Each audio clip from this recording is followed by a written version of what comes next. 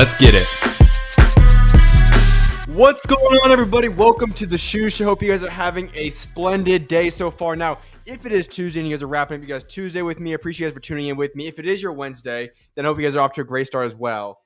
With that being said, though, I've got a lot that I wanted to get into on tonight's show. And obviously, I know it is a very late show, probably one of the latest probably the latest I've ever done. Have some stuff going on today, but I wanted to make sure I still chop it up with you guys before I head off to bed. So, with that being said, though, we're going to get right into today's show, which is going to feature a lot of boxing news that's gone down in the past 24 hours. If you guys are new to the show, make sure to leave you guys comments, chats, whatever might be in the chat, and I'll make sure to address them. Your comments will pop up on the screen, and then we'll go and address them as I go throughout the duration of tonight's show. But with that being said, let's get right to it because there's a lot I want to get into on tonight's show. Starting off with this. If you're not aware of this yet, Jon Boots Ennis makes his return to the ring on Saturday night and to make his 154-pound debut. Now, obviously, you can have your thoughts on the fight. I've given those before. I'll give more of them on the preview in terms of who he's fighting in Lima and it being essentially a tune-up fight. But besides that, I want to ask a very important question. How close are we to unanimously believing that Jon Boots Ennis is a top 10 pound-for-pound fighter? I do not believe that will be unanimously decided upon this upcoming weekend. But you have to realize this. The winner of this fight this weekend will have the interim title in their possession. And therefore, that means this, that they will be fighting for world championship at 154 against Abbas Baru in the near future. So I have to ask you this question because if Jon Boots Ennis goes through Lima, goes through Abbas Baru, he'll be sitting in a position where he is now a champion at another weight class, this time now being at 154, after he's already unified belts at 147. And I think we can all agree on this part. Jon Boots Ennis is a spectacular talent as well. And so that's why I want to ask this question. How much longer is it until all of us unanimously agree upon the fact that Jon Boots Ennis is, in fact, a top 10 pound-for-pound fighter? My answer, I think it's going to be in the very near future. I know some people might already be slipping him up on that list around 9, 10, 11, but I think he's still a little bit off of that. My guess is this. He will go on to beat Abbas Baru, and I think everybody will have him right on the fringe of being in the top 10. What I want to propose to you is this. If at that point in time, Jon Boots Ennis takes the Baca Mercevalia fight or fights a man like Virgil Ortiz, whether or not Virgil Ortiz is a world champion, or unified with a man like Sebastian Fundora, assuming he still holds his belts, it's hard to imagine Jon Boots Ennis will not at that point in time solidify himself as a top 10 pound-for-pound fighter in the world unanimously. That's a lot of big ifs and a lot of things that he would have to accomplish, but my point in this is this. Jon Boots Ennis is closely approaching superstardom in boxing. He has the name, the flair, the style, all the different aspects. He has a fun fighting style, but what he's been missing is those big fights. I think we can all agree on that, regardless of whether you like or do not like Jon Boots Ennis, that the biggest thing hindering him is that he has a lack of big fights under his resume. The Stanionis fight was good. I'm very high on Manny Stanionis, so I'm never ashamed of him for that fight. But it's not the Virgil Ortiz fight. It's not the Bud Crawford fight that so many people wanted to have, and obviously it's not a man like Sebastian Fundora, so on and so forth. If and or when Jon Boots Ennis takes that next step and is able to go out there and not just where some people believe he's capable of accomplishing great things, but actually goes out there, handles his business, and actually accomplishes the fact of defeating the big name fighters, defeating those superstars in boxing, at least those stars in boxing, that will be the moment in which I think unanimously Jon Boots Ennis will be a top 10 pound-for-pound fighter. My belief is this. He's going to accomplish that. I think it is only a matter of time. I know Jon Boots Ennis has his fair share of haters, and I've been critical of him in the past in regards to him sometimes just not showing up in the boxing ring, taking nights off, not having the best of performances when he's not hyped up for a fight. But we've saw against Stanionis, when the stakes are larger, when he's under some pressure and he actually wants to be there, we see a very special version of Jon Boots Ennis.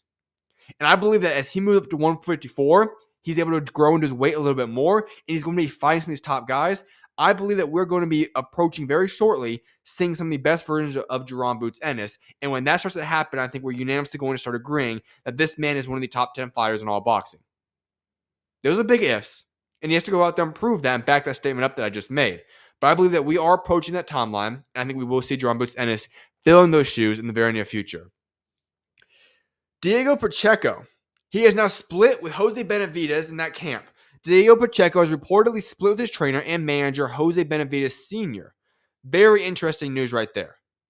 I'm quite intrigued to see why this happened, and on top of that, where he's going to go from here, because I thought this partnership was quite well. Diego Pacheco has been progressing well. Now, I was critical of the Trevor McCumbee fight. I think he did enough to get past Trevor McCumbee. He didn't make it a very entertaining fight, but sometimes it happens. It is what it is. It just wasn't the best performances, but nothing against him. I think you can always go out there. Sometimes you just have to do what you have to do to get a win, and that's what he did in that fight. But I'm very interested. Why did he want to part ways with BENAVIDEZ Sr.? I thought they were a great partnership. And my most interesting thing is this. Who's he going to go with? To be his trainer, to be his manager, who will he now be going with? That's where I'm very excited to see, because I'm very high on Diego Pacheco. This is a man who I deem to be a next world champion, at least in the future, at 168.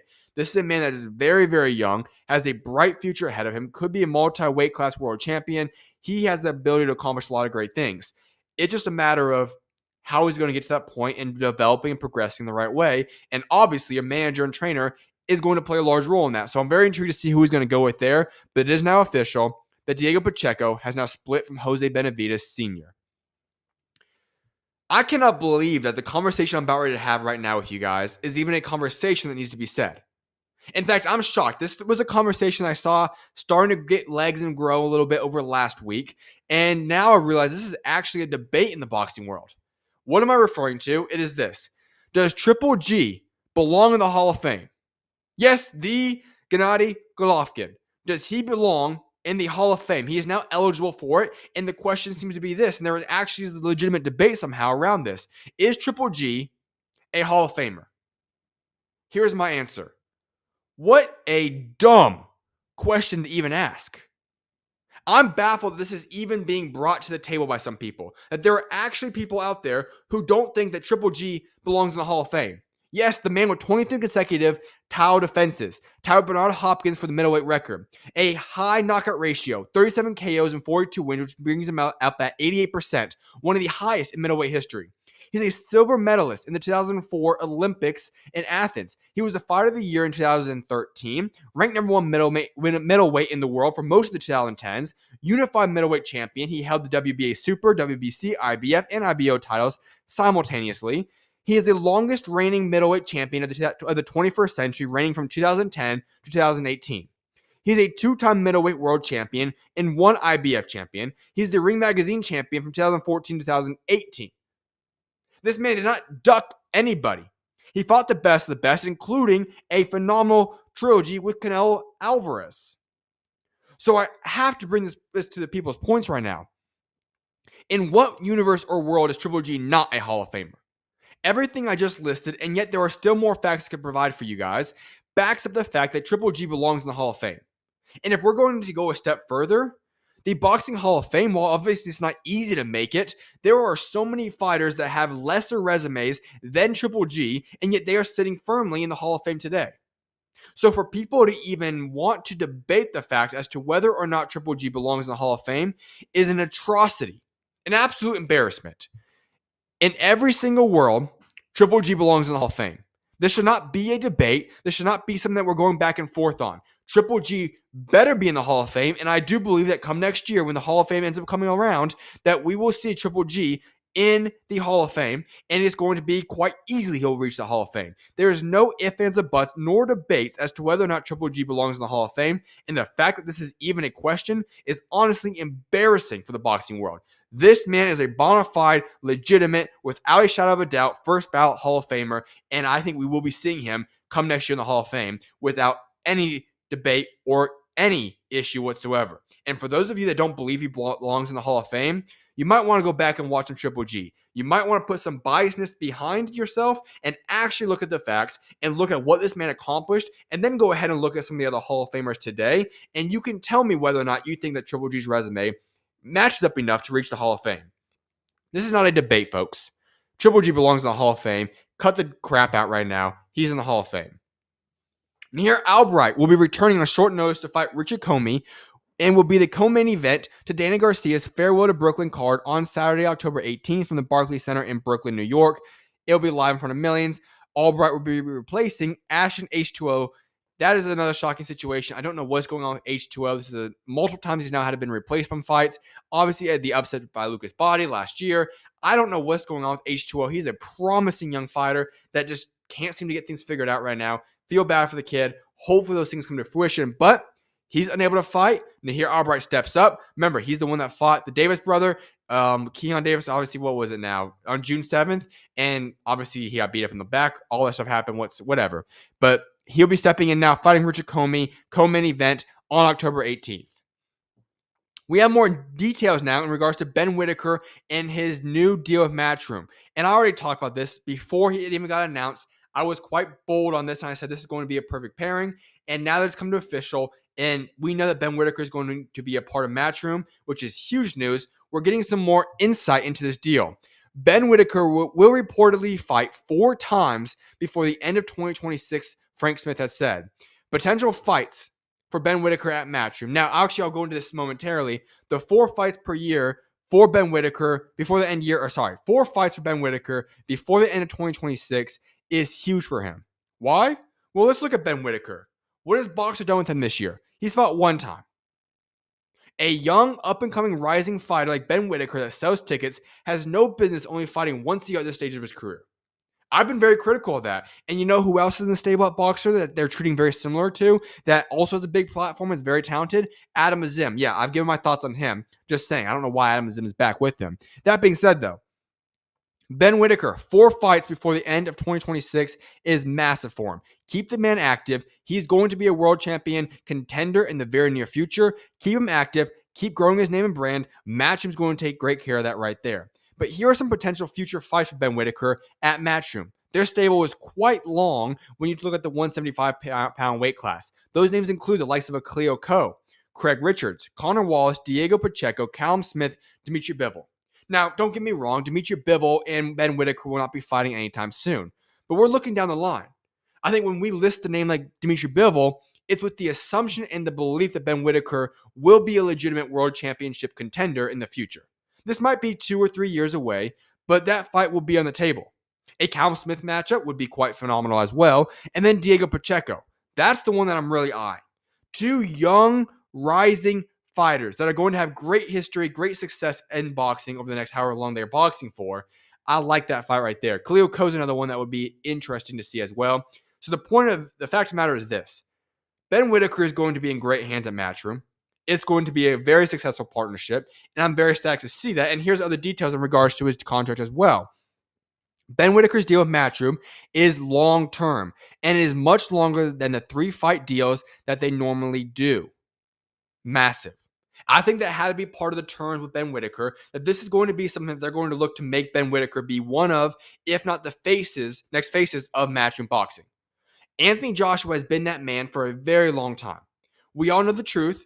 Anthony Joshua is in his final couple of fights left of his entire career.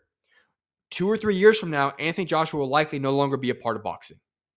And when he is gone, massive shoes are going to have to be filled by somebody in the Matchroom stable house. Yes, you have John Boots Ennis, Bam Rodriguez, phenomenal. I could go on and list many more guys. But Matchroom is a UK company at the end of the day. And there's very few, if any, that has the profile and the potential to become a star like Ben Whittaker does that could match anywhere near Anthony Joshua. And I do believe that when Eddie Hearn got Ben Whittaker, he got him with the idea and the goal and plan in place that this is going to be a man who could possibly become one of the next faces of Matchroom boxing. And I think we're going to start seeing that come to fruition in the very near future. Sticking with Matchroom, and they're not done yet because another big name that I've been hyping up for quite some time on the Boxer stable that's now going to be a free agent is Viddal Riley. And Frank Smith says this.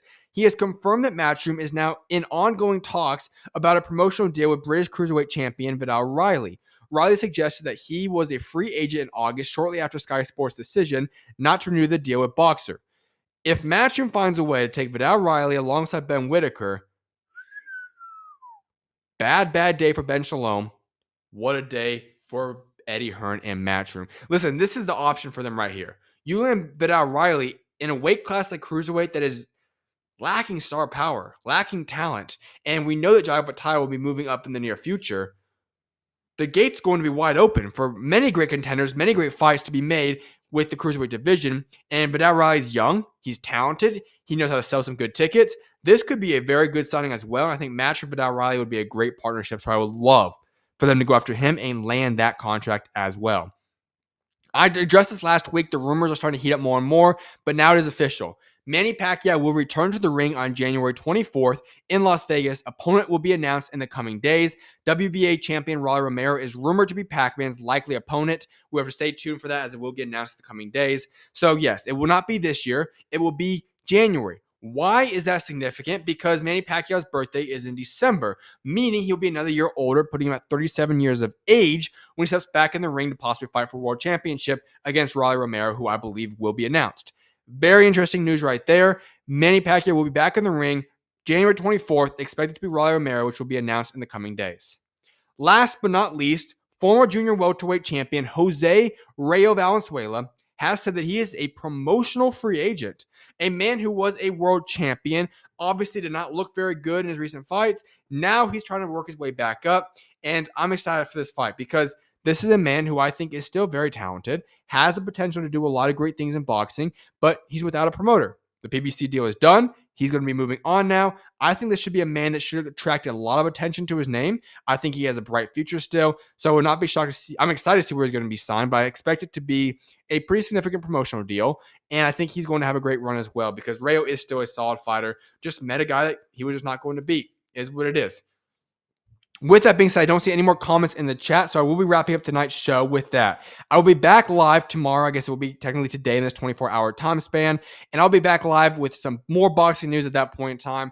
I'm not positive there is going to be a guest or not, trying to get that stuff worked out and confirmed for you guys, but if not, I will be back live tomorrow, hopefully a little bit earlier. It should be a lot earlier than this, so may God bless you guys all, though. Have a blessed rest of you guys' day or start today, whatever it might be, or end of your day. I will see you guys back live tomorrow. May God bless you guys all. And with that being said, SchuZ out. God bless you guys.